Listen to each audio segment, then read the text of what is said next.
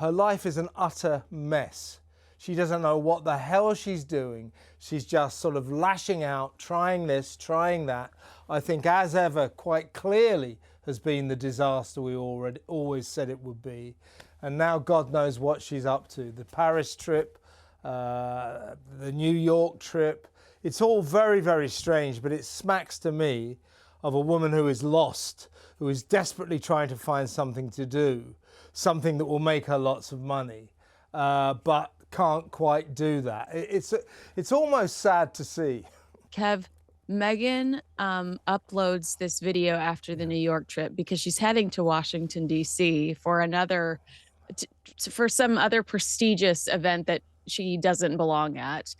And it's interesting to watch her recap video of New York because this trip to NYC was meant to highlight Meghan's alleged work related to mental health and the tragic death of children. But sharing such trivial and shallow content, like Meghan walking through her closet and looking at her clothes, all of her high heels lined up, just looking at how void this is, I feel like it completely undermines that cause of, protecting children online, making the entire visit feel superficial and insincere. But I look at this, I mean, she's laughing backstage when she's about to receive an award, and everybody in that room is remembering dead babies. I mean, I think that that's totally inappropriate.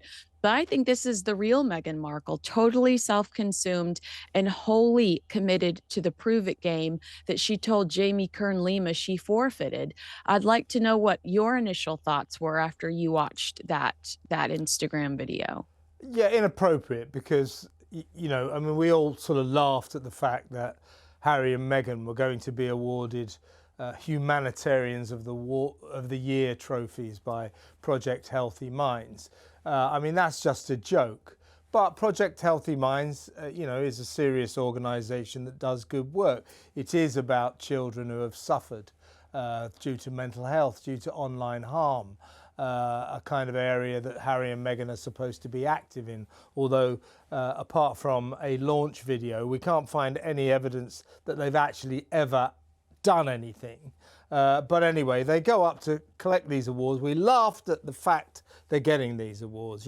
Harry would go to the end of the earth to pick up any old award. Who can forget his Legend of Aviation award that he collected from John Travolta in Beverly Hills, Hollywood, when he couldn't even pass his helicopter pilot's test. He's not even a pilot. It's ridiculous. This guy will take a gong from anyone because he wants to look good in the papers, wants to look good on TV. He's got no shame like that. So we're laughing at Harry and Meghan getting these thoroughly undeserved Humanitarian of the Year awards. That's funny. But the work that Project Healthy Minds does is not funny. It's serious. It's important. And there's Meghan turning it into some sort of glamour trip. And when you see that long line of high heels and her walk-in wardrobe and her lipstick, you think, what happened to the domestic goddess who just liked pottering around on her beehives, making honey and jam? What happened to that? Oh, we're moving into another phase now. And the other thing to note about these videos, of course, is this kind of real pathetic walk-on bit part that Harry plays, standing around in the background while the star of the show hogs the limelight. That is, of course, his attention-seeking wife, Meghan. So yes, the video, totally inappropriate and totally all about Meghan. Meghan completely missing the point of what the hell she was doing in New York. But also, of course, she was there meeting the editor of American Vogue, Chloe Mal, I think her name is. And, she wanted, it's as if she's moving into, they called it, I think one of the papers called it Meghan Phase 3.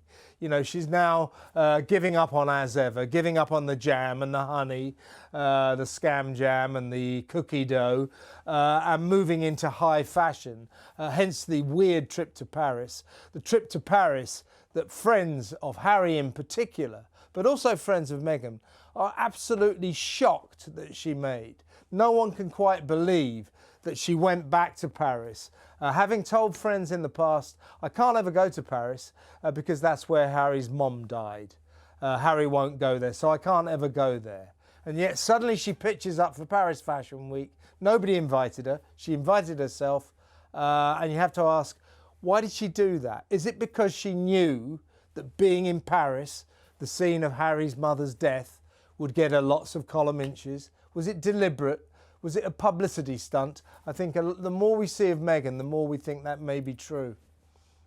Yeah, I mean, I think that that's a fair assessment, that she knew that being in Paris would attract a lot of attention. And that's why the idea of her kicking her feet up and recording herself passing the death tunnel is even more sinister feeling. It's so funny that you talk about Prince Harry in the background, because all I thought of when I saw that video of Prince Harry was, something tells me Harry spends a lot of time in sweatpants. He's like standing there in sweatpants, and I'm like, yeah, because he's a loser. Yeah, Get a job, Harry. Yeah, he's a sweatpants kind of a guy. But when he goes out, he really smartens up. He puts a pair of chucker boots and chinos on under a polo shirt. Well, he started his body is starting to give a little Prince Andrew.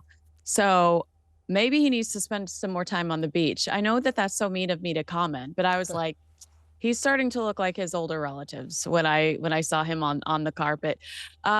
I also noticed in that video, Gloria Steinem, does she even realize that Meghan is recording her, creepily recording her eating sushi? Did you see that very last shot at the end? I'm thinking, what are you asking people permission before you record them while they're trying to privately eat sushi?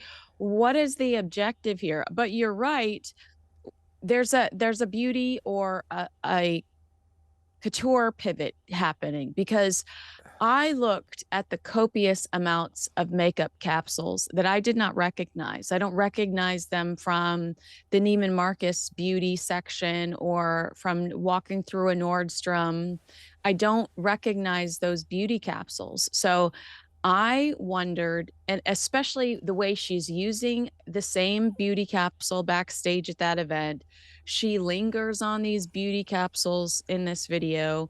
And she has previously said that she would consider going into not only fashion, but beauty. So I wondered if she was trying to tease a beauty line. And for the love of God, what could she sell if she tries to hawk makeup? Bronzer? Because that's really the only thing that ever stands out to me. Yeah, I mean, she actually said something like, "Oh yeah, maybe I'll bring in fashion into my brand because that's what people associate me with, fashion." No, they don't. Where did you get that from? I mean, you know, she's not a bad dresser. She dresses like a Californian sunshine girl. But she dressed better as a working member of the British royal family. If you ask me to name Meghan Markle's most beautiful looks or fashionable moments, not one would be since she left the British royal family. It's the green dress during her last engagement with William and Catherine.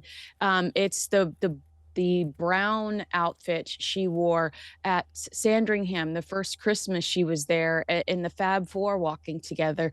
Not once would I name an outfit that she's worn since leaving the British royal family. It's like everything she has, she's generated thanks to this family, and she doesn't even acknowledge it.